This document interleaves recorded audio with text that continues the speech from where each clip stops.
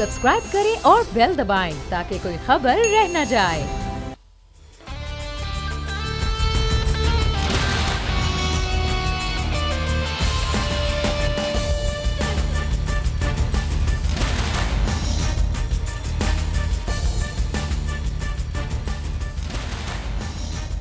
अस्सलामुअलैकुम। The special report with Mudassar Iqbal के साथ हाजिर खिदमत नाज़रीन। कुछ ही देर पहले एक बड़ा अफसोसनाक वाक़या शेखुपुरा के करीब फारूकाबाद रोड पर पेश आया है, जिसमें जो शाह हुसैन ट्रेन जा रही थी कराची से लाहौर, उससे मुसाफिर कोच टकराई और उसके बाद बहुत से लोगों की जान चली गई। लेकिन इस बस में, इस कोस्टर में ख़ास तौर पर एक चीज़ थी कि यहाँ पर सिख यात्री जो है वो सच्चा सौदा गुरुद्वारा जा रहे थे ज़ियारत के लिए, और उनके जाँ बाक होने की बहुत सारे इत्तलात हैं। लेकिन मामला ये है कि ये फाटक जिसके बारे में कहा जा रहा है रेलवे फाटक, इस पर कोई ना तो रेलवे का मुलाजिम तैनात था, ना ही इस पर रेलवे का जो फाटक लगाया जाता है लोहे का, ना वो था, जिसकी वजह से यह हादसा पेश आया है। मुतादिद बार इस किस्म के हादसात मुख्तलिफ सूबों में हमें नज़र आते हैं, कभी जानवरों और कभी जो पब्लिक ट्रांसपोर्ट है वो कभी चिंची रिक्शा की सूरत में वो गुजरते हैं और उसके बाद रेल के साथ हादसात पेश आते हैं। लेकिन इसमें अभी जो बताया जा रहा है कि वो 19 अफराद जो हैं, 20 अफराद वो जाँ बाक हो गए हैं, 5 की हालत नाजुक बताई जा रही है। ताज़ा तरीन वहाँ सूरत हाल क्या है ये इस वक्त हम जानेंगे। शेखुपुरा से हमारे नुमाइंदे मुस्तफ़ा खान हमारे साथ है। मुस्तफ़ा, इस वक्त जाए मौजूद होंगे, क्या सूरत हाल है और ये हादसा पेश कैसे आया है? जी बिल्कुल, ये जो अफसोसनाक वाक़या है ये पेशावर से आए हुए जो नौजवान है, जिनको जो इनकाना जो है अपने एक रिलेटिव की जो है वो फौजी पर आए थे, और जहाँ पर उन्होंने खान वहाँ पर जाकर अपनी मजबूरी और रसूमात भी अदा की। उसके बाद ये वापस पेशावर जा रहे थे, तो पेशावर जाते हुए रास्ते में जब ये फरूकाबाद गुरुद्वारा सच्चा सौदा के पास पहुंचे तो इनका ट्रेन के साथ जो है ये हादसा पेश है, जिसमें 20 अफराद जो है वो जाँ बाक हो गए हैं और 7 अफराद को जो है उनको यहाँ से DHQ शेखुपुरा जो है मुंतकिल किया गया है। और इब्तदाई तहकीकात के मुताबिक ये बात सामने आ रही है कि जो ये हादसा है ये मुस्तफ़ा, इस हवाले से आपसे मजीद भी अपडेट्स लेंगे कि कार्रवाई हुई है। हम बात कर रहे हैं इस वक्त शेखुपुरा में आने वाले अफसोसनाक वाक़े के हवाले से। इस वक्त मुस्तफ़ा खान हमारे नुमाइंदे हमारे साथ हैं। मुस्तफ़ा, जब ये वाक़या पेश आया, इससे पहले ये क्या किसी किस्म की कोई शिकायत, किसी किस्म की कोई इत्तला खैबर जो यहाँ की ज़िली इंतज़ामिया है उसकी जानिब से पंजाब हुकूमत को, महकमा रेलवे को नहीं थी कि ये एक फाटक खुला हुआ है और यहाँ एक बड़ी सड़क है, आमदो रफ्त है? क्या था मामला ये?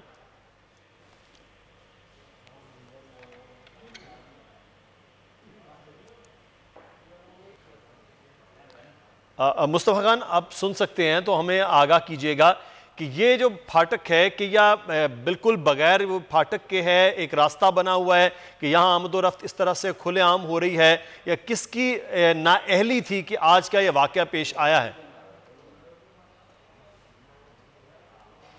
जी मुस्तफ़ा। प्रॉब्लम है साहब जी सर, ऐसे है कि यहाँ पर ये कोस्टर जो है तीन कोस्टर थी जो जन्म आस्थान इनकाना आए हुए थे, और ये यहाँ से जब वापस पेशावर अपने मंजिल की तरफ रवा दवा थे तो रास्ते में एक जो फाटक था वहाँ पर से 2 कोस्टर जो थी वो गुजर चुकी हुई थी। तीसरी कोस्टर का कोई फासला कुछ इनका आपस में कुछ ज्यादा हो चुका हुआ था। वो फाटक बंद होने की वजह से ड्राइवर की गफलत ने उसके साथ ही तकरीबन 100 मीटर के फासले पर एक राजबा थी, उसके साथ जो ट्रेन का उसको कोस्टर ने ड्राइवर ने वहां से गुजरने की कोशिश की, जिसके नतीजे में जो है ये हादसा यहाँ पर पेश आया। और ये हादसा जो है ये जो इब्तदाई तहकीकात की जा रही है, और जो कोस्टर जो है वो फाटक से तकरीबन 100 मीटर पहले जो है वो वहाँ पर टकराई है, और इसने उसको ड्राइवर ने जहाँ से जल्दबाजी का मुजाहरा किया है, ड्राइवर की गफलत की वजह से जो है ये हादसा जो है यहाँ पर पेश है। अच्छा मुस्तफ़ा, जो मेन रास्ता था उससे हटकर कोस्टर के ड्राइवर ने दूसरा रास्ता अपनाने की कोशिश की है जहां पर फाटक मौजूद नहीं था, तो ये वाक़या पेश आया। तो जहां से वो गुजर रहे थे वो भी कोई रास्ता गुजरगाह है बाकायदा तौर पर रेलवे को क्रॉस करने के लिए? जी बिल्कुल, वो एक गाँव में एक रास्ता जाता है वहाँ पर जो है ये फाटक से तकरीबन 300 मीटर के फासले पर है। वो वहाँ पर जो है वहाँ पर कोई बैरियर नहीं लगा हुआ, कोई चीज ऐसी नहीं लगी हुई। वहाँ पर ये जो है वो हादसा पेश है जिसकी वजह से ये 3 जानों का जो है वो ज़ाया हुआ। अच्छा मुस्तफ़ा, आप बताइएगा कि कितने अफराद जख्मी हैं और जख्मियों को क्या शेखुपुरा हॉस्पिटल या लाहौर रेफर किया गया? जी जो 20 अफराद जो है मौके पर जो है वो जाम बहक हो गए थे। उसके बाद जो है 7 जो सिख यात्री थे उनको जाए वकुआ से DHQ शेखुपुरा जो है मुंतकिल किया गया है, जहाँ पे उनको अमदादी जा रही है। और उसके साथ साथ यहाँ पर इस वक्त जो है सूरत ये कुछ इस तरह से है कि मेन ट्रैक जो है उसको भी बहाल कर दिया गया है। अभी अब से कुछ देर पहले यहाँ से सरगोदा एक्सप्रेस जो है वो यहाँ से अपनी मंजिल की तरफ रवाना हुई थी। और उसके साथ साथ रेस्क्यू 1122 और बाकी इंतजामी अमूर ने जो अपना यहाँ पे ऑपरेशन जो है वो कंप्लीट कर लिया है और डेड बॉडीज को यहाँ से शेखुपुरा DHQ हॉस्पिटल में भी मुंतकिल कर दिया गया। अच्छा अब ये बताया कि यात्रियों का असल जो है वो क्या पेशावर से ताल्लुक रखते थे, कहाँ से थे जो बदकिस्मत इस हादसे में जाम बहक हुए? जी बिल्कुल, ये तमाम जो सिख यात्री थे ये पेशावर से ताल्लुक रखते थे और ननकाना साहब ये जन्म आस्थान आए थे, जहाँ से इन्होंने गुरुद्वारा सुचा सौदा जो है वहाँ पर पहुँचा था। और यहाँ जाए वकुआ से 1 किलोमीटर के फासले पर गुरुद्वारा सुचा सौदा। ठीक है मुस्तफ़ा खान, हमें आगाहनाक वाक़े से मुताल्लिक इस वक्त तमाम जो मामलात है वहाँ पर मुकम्मल कर लिए गए और ज़ख्मियों को हॉस्पिटल मुंतकिल कर दिया गया है। बहुत शुक्रिया मुस्तफ़ा आपका। अज़हर सिद्दीक साहब हमारे साथ मौजूद हैं। अज़हर साहब बहुत शुक्रिया सर आपके वक्त का।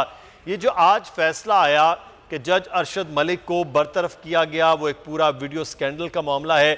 सर सादा ये सवाल मैं जानना चाहूँगा, उनके इस फैसले के बाद क्या मियाँ नवाज शरीफ के खिलाफ जो उन्होंने फैसला दिया उसकी कानूनी हैसियत क्या है? बहुत शुक्रिया। मैं हैरान हो रहा हूँ मरियम नवाज साहिबा का। कभी दुख भी होता है कि पढ़े लिखे जाहिल लोग हमारे मुआशरे के अंदर मौजूद हैं।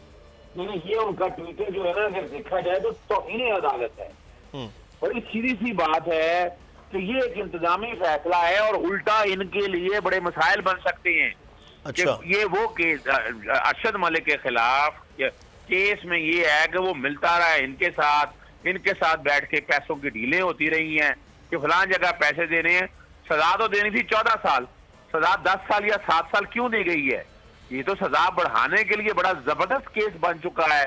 और ये जो मिठाइयां बांटते फिर रहे हैं, इनकी पुरानी मिठाइयां, यानी इनको इतना नहीं पता कि ये केस एक इंतजामी फैसला है अरशद मलिक के अपने कंडक्ट के बारे में, कि वो जो इनके चक्रों में जो इनके बंदे उन्होंने प्लांट किए हुए थे, कल वो सब के खिलाफ कार्रवाई अब हो सकती है कि वो किस तरह जज को अप्रोच करते रहे, क्या होते, कल किसी तरह भी उनके खिलाफ कार्रवाई हो सकती है। ये डिपेंड करता है कि मुतलका इदारे अपना किरदार पूरा करती हैं नहीं। अब आता हूँ बड़ी सिंपल सी बात, नवाज शरीफ साहब के एवनफील्ड के केस में बड़ा सिंपल लंबा चौड़ा सवाल नहीं है।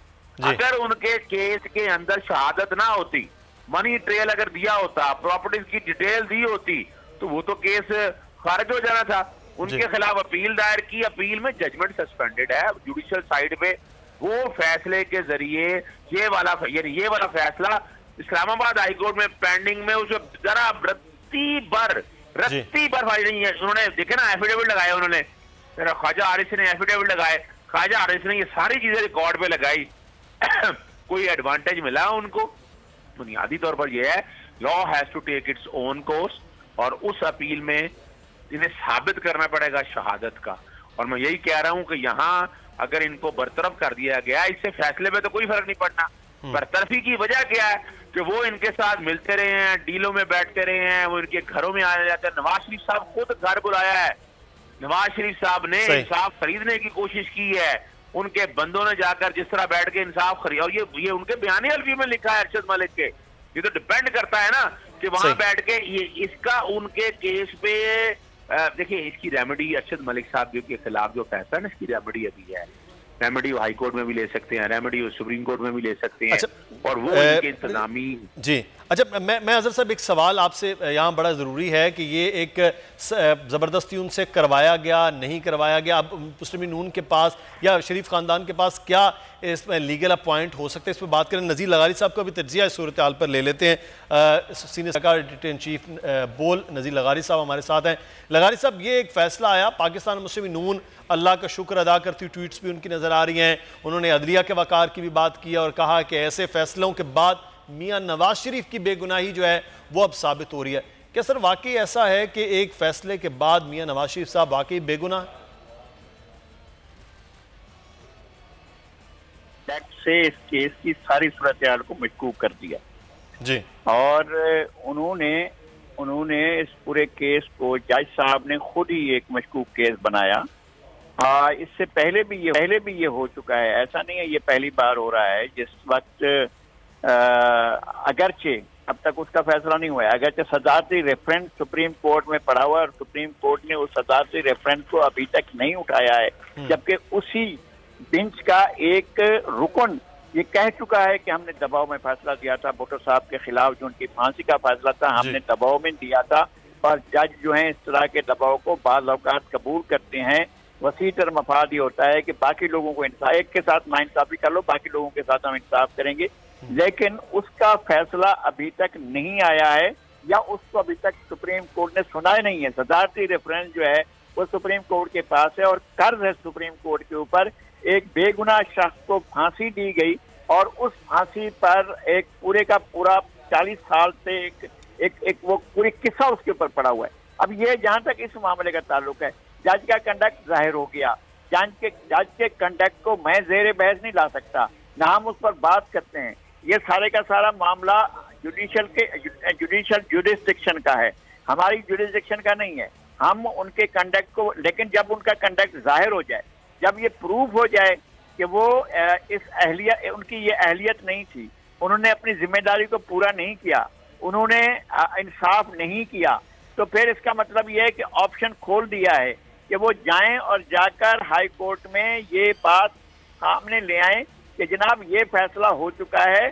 और ख़ास तौर पर इस केस के सिलसिले में ये फैसला आया है, जिस तरह बेनज़ीर और आसिफ जरदारी के मामले में हुआ था कि सुप्रीम कोर्ट ने उस फैसले को विड्रॉ कर दिया था जिसमें बायस्ड हो गए थे जस्टिस क़य्यूम मलिक और जस्टिस क़य्यूम मलिक को, और उस वक्त की हाई कोर्ट के एक और जज के खिलाफ कार्रवाई हुई थी और उनसे इस्तीफे ले लिए गए थे। इसी तरह से इस मामले को भी दोबारा या तो ट्रायल कोर्ट में भेजा जाएगा या केस को नल एंड वाइड करार दिया जाएगा और उसमें वो बरी समझे जाएंगे। दोनों सूरतें हो सकती हैं।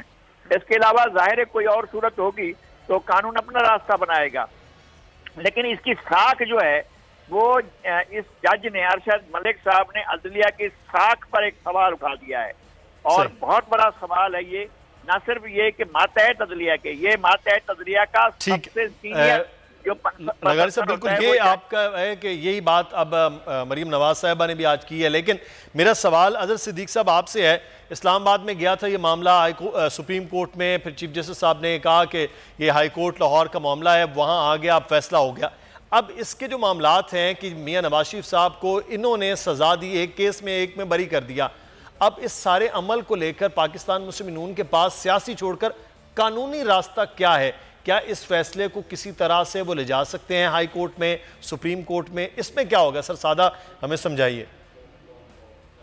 अमूमन हमारे होता है कानून जरा पेचीदा सी चीजें, हर आदमी को तो समझ नहीं आती, बिल्कुल बड़ा मुश्किल काम है। लगारी साहब से मैं बासद एहतराम, बिल्कुल गलत इंटरप्रिटेशन की है। भुट्टो साहब के केस में सदारती रेफरेंस का सजा से कोई ताल्लुक नहीं है, कानूनी बात करनी चाहिए।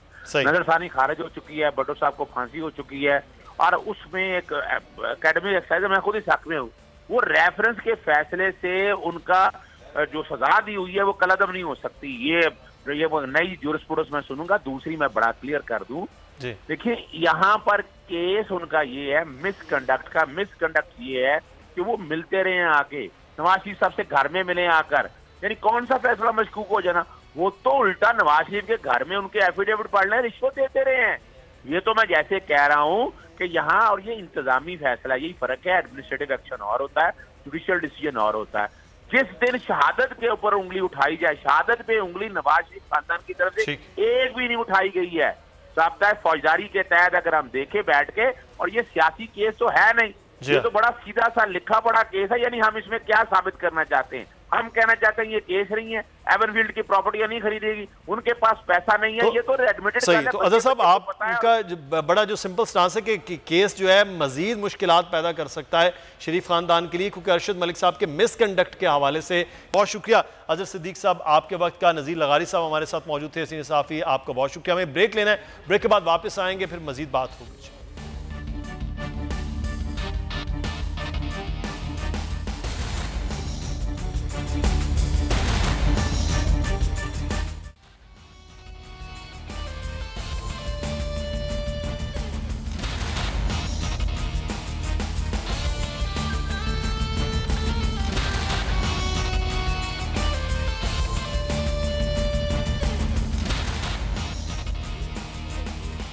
ब्रेक के बाद आपको खुशामदीद कहते हैं special report with Mudassar Iqbal में। और कोरोना की सूरत हाल के हवाले से हम बात करेंगे। पाकिस्तान में मरीजों की तादाद बढ़ती जा रही है और अब तक जो आज के फिगर हैं कुछ देर पहले के, वो ये है कि इस वक्त 2,21,896 मरीज हो चुके हैं। लेकिन इसके साथ एक अच्छी खबर यह है कि अब तक 1,13,623 मरीज कोरोना को शिकस्त देकर जिंदगी की तरफ लौट भी चुके हैं। 4,551 अमवात भी हो चुकी हैं। 2,479 की हालत तशवीशनाक मरीजों की है। सिंध में सबसे ज़्यादा तादाद है 89,225 केसेस की, पंजाब में 78,996 और उसके बाद बाकी सूबों की तादाद। हम बात करेंगे कि इस वक्त क्या सूरत हाल है, क्या टेस्टिंग की वजह से अभी भी हमारे पास तादाद कम है, या वाकई इस वक्त वो जो जोर है मरज का वो कदरे कम है कि लोग एहतियात कर रहे हैं या वजूहात के। डॉक्टर जावेद अकरम साहब इस वक्त हमारे साथ मौजूद हैं।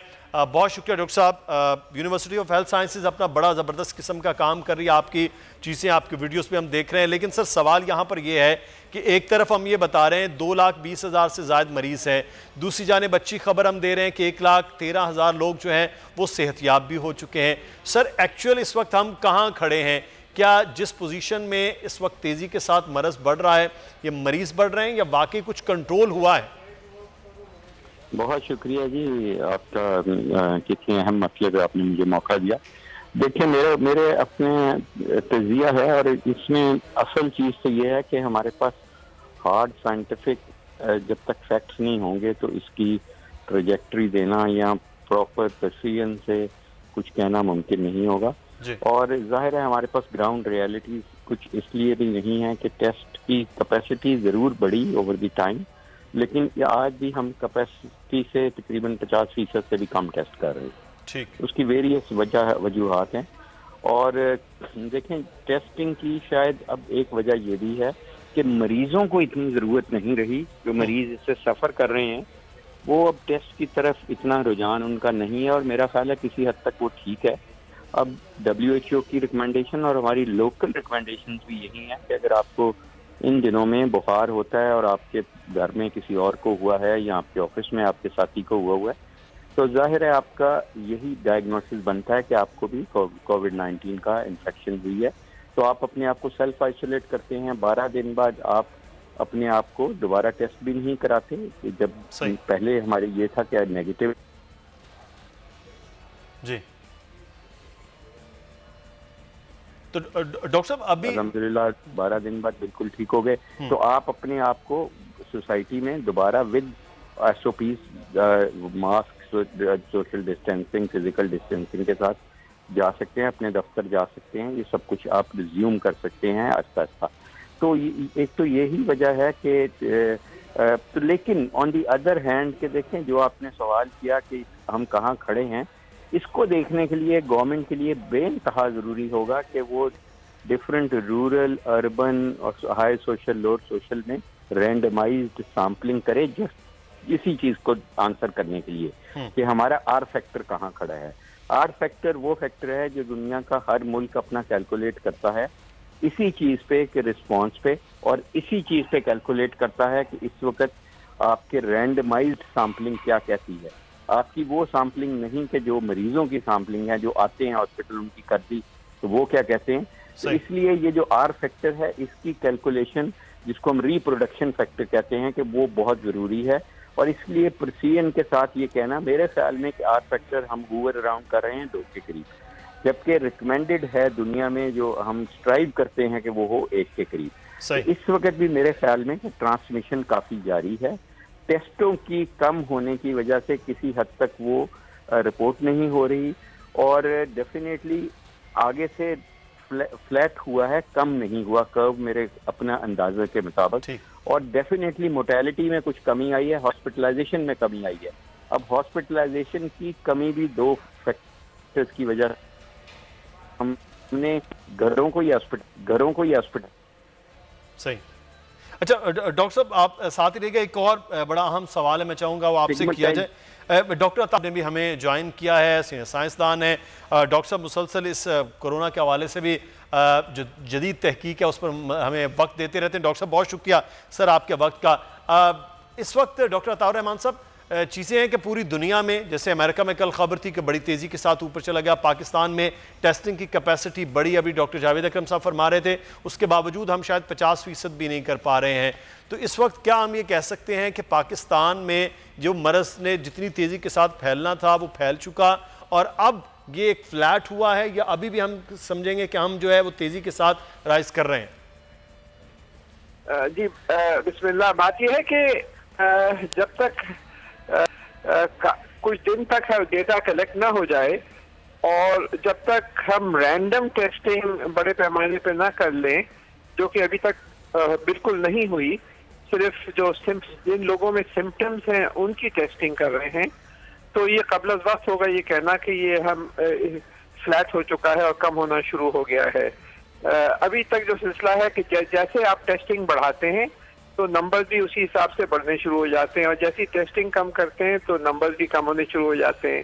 तो इस वजह से ये जरा कबल वक्त है कहना कि ये जो है ये पीक पहुंच चुकी है इसकी, और ये कम होगा। मेरी तो एडवाइस यही है कि बड़े पैमाने पे मुख्तलिफ शहरों में टेस्टिंग करें, रैंडम, जिन लोगों में सिम्टम्स नहीं है उस पॉपुलेशन पे करें, और देखेंगे कितने % जो हैं इसमें मुब्तला हो चुके हैं, और उससे फिर अंदाजा होगा कि ये क्या कंट्रोल हो गया है या अभी भी फैल रहा है। तो डॉक्टर साहब, जो आप बात करें कि अभी टेस्टिंग का, तो हमारे तो 22 करोड़ की आबादी है, मालूमा आबादी की बात करें तो उसके बाद अभी हम तो टेस्ट पर कहीं भी नहीं रुके, तो इसका मतलब है हम अगले 2 साल इसी तरह टेस्टिंग के ही सिलसिले में चलते रहेंगे? जी नहीं, बात यह है कि वर्ल्ड हेल्थ ऑर्गेनाइजेशन ने ये रेकमेंड किया है कि कम से कम आप 1% पॉपुलेशन को टेस्ट करें। सही। तो फिर पता चलेगा कि कहाँ पर आप खड़े हैं। अभी तक हमने कोई 11-12 लाख टेस्ट किए हैं इतने अरसे में। हम 1% 22-23 लाख होने चाहिए, तो अभी तकरीबन आधे जितने करने थे उसके आधे तकरीबन किए हैं हमने, और वो सारे के सारे जो किए हैं वो जिन लोगों में सिम्टम्स थे उन पे किए हैं। तो इस वजह से ये अभी तक अंदाजा करना बहुत मुश्किल है कि ये कंट्रोल हो गया है या अभी भी फैल रहा है। जुलाई और अगस्त के महीने जो हैं ये बहुत क्रिटिकल हैं, इनमें सही पता चलेगा कि कहाँ पर हम खड़े हैं, और ख़ास तौर पे अगर रैंडम टेस्टिंग करेंगे तो फिर सही सामने आएगी। डॉक्टर जावेद अकरम साहब, असद उमर साहब आज गुफ्तगू कर रहे थे, उन्होंने कहा कि अगर बेहतियाती की गई तो जुलाई के महीने में ही 12 लाख जो है वो तादाद मरीजों की हो सकती है। यहाँ पर हमें एक ब्रेक लेना है, ब्रेक के बाद वापस आएंगे, मजीद बात होगी, हमारे साथ रहिएगा।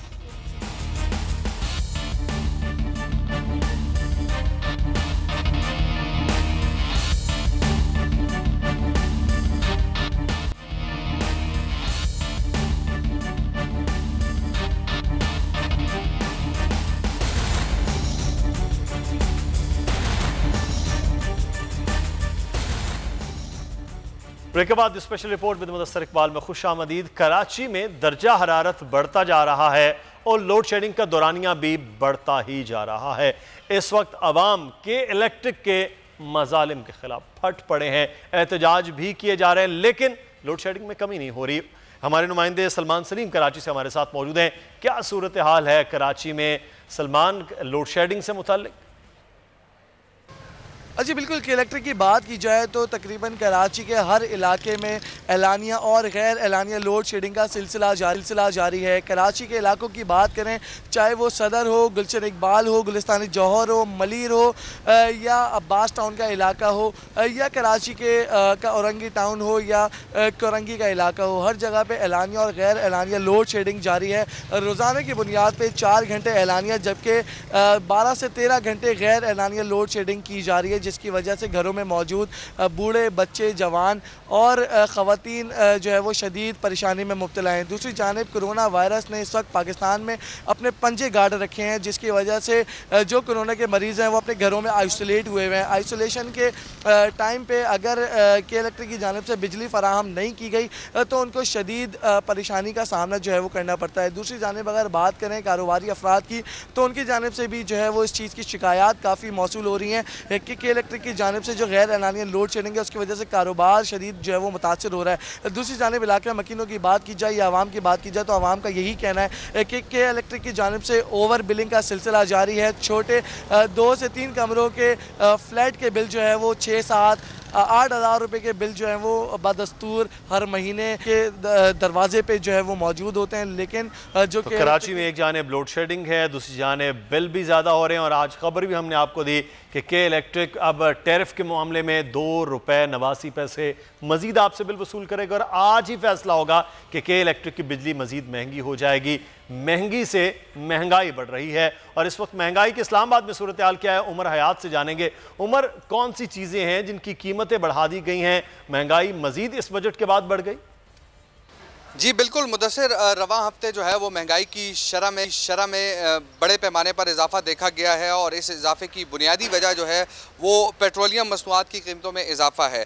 महंगाई की शरह जो है रवां हफ्ते 2.29% का इजाफा देखने में आया है और इसके साथ साथ अब महंगाई की शरह हमें जो है वो डबल डिजिट में जाती हुई दिखाई दे रही है। रवां हफ्ते जो है वो 18 अशिया की कीमतों में इजाफा हुआ है, 7 अशियाए ज़रूरिया की कीमतों में कमी हुई है, 26 अशिया की कीमतों में इस्तेहकाम रहा है। और इसके साथ साथ आपको ये बताते चलें कि टमाटर की फ़ी किलो कीमत में 11 रुपये तक इजाफा हुआ है। LPG का जो घरेलू सिलेंडर है और उसकी कीमत में 68 रुपये का इजाफा हुआ है। मुर्गी की फ़ी किलो गोश्त की कीमत में 4 रुपये 47 पैसे जो है वो इजाफा देखने में आया है। इसके साथ साथ दाल माश की कीमत में इजाफा हुआ है, आटे की कीमतों में जो है वो इजाफा देखने में आया है। चीनी की फ़ी किलो कीमत में जो है वो 24 पैसे का इजाफा देखने में आया है। गोश्त, सिगरेट, अंडे, प्याज समेत चावल जो है ये भी महंगे हुए हैं और जो अशिया सस्ती हुई हैं उनकी तादाद सिर्फ 7 है। दाल मूंगन, केले, दाल मसूर, खाने का तेल और आलू जो है वो सस्ते हुए हैं। जी ठीक है, तो महंगाई जो है वो बढ़ गई है। 18 अशिया की कीमतों में इजाफा हुआ है, 7 में कमी और 26 में इस्तेहकाम रहा है। और वजूहात इस वक्त जो इस महंगाई का मामला है वो कोरोना से मुतालिक भी है, क्योंकि रोज़गार नहीं है, लोगों के लिए मज़ीद मुश्किलात हो रही हैं। लेकिन इस कोरोना में कोई ना कोई क्रिएटिविटी भी नज़र आ रही है। नन्ही अरीबा फैसलाबाद की, उन्होंने फैंसी मास्क तैयार किए हैं अब बच्चों के, ख़वातीन के, लोगों के इस्तेमाल के लिए। ख़ाबर अब्बास हमारे नुमाइंदे इस वक्त ब्यूरो हेड फैसलाबाद उनके साथ मौजूद है। जी ख़ाबर, ये फैंसी मास्क तैयार करने का कहाँ से आइडिया अरीबा को आया, बताइएगा। जी बिल्कुल, कोरोना क्राइसिस के बायस जहां पर कारोबारी पहिया जाम हुआ वहीं पर ज़िंदगी की रौनकें भी बहाल हुई। घर में लोगों को अपनों के साथ वक्त बिताने का ज़्यादा मौका मिला। ख़वातीन ने मज़े मज़े के पकवान बनाए तो बच्चों ने नई नई चीज़ें सीखना शुरू कर दी। इस वक्त हमारे साथ फैसलाबाद की एक 4th क्लास की तालिब इल्म अरीबा मौजूद हैं, जिन्होंने जो है वो अपने इस वक्त गुजारी के लिए खूबसूरत फैंसी मास्क बनाने का काम शुरू किया। रंग रंग के मास्क और ऊपर खूबसूरत किस्म की जो है मुख्तलिफ कढ़ाइयाँ की गई हैं जो इंतहाई दिलकश लगती हैं। इस नन्ही मासूम बच्ची से जानने की कोशिश करते हैं कि किस तरह से इसके दिमाग में ये मंसूबा आया और ये क्यों ये काम कर रही है।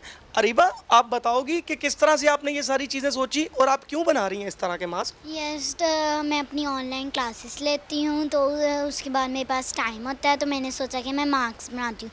फिर मेरे पापा ने मास्क ला के दिया तो फिर मैंने उस पर किया चेक। उसके बाद फिर मैंने पापा से बोला, पापा मुझे और ज़्यादा लगा के दे, मैं बनाती हूँ। फिर मुझे बहुत अच्छे लगे। मैंने फिर अपनी फ्रेंड्स को गिफ्ट किए उनके वर्ड के, तो उनको अच्छे लगे, तो वैसे वो जब पहनती थी वो अच्छी नहीं लगती थी। तो ये कोरोना में क्रिएटिविटी नज़र आ रही है। फैसलाबाद की अरीबा ने फैंसी मास्क बनाए हैं और अपने दोस्तों को गिफ्ट भी किए हैं। घरों में रहकर अगर आप मौजूद हैं तो इस किस्म की क्रिएटिविटी भी हो सकती है और अपनी हिफाजत भी हो सकती है। प्रोग्राम से मुदस्सिर इकबाल को इजाज़त दीजिए। अपना बहुत सा ख्याल रखिए। अल्लाह हाफ़िज़।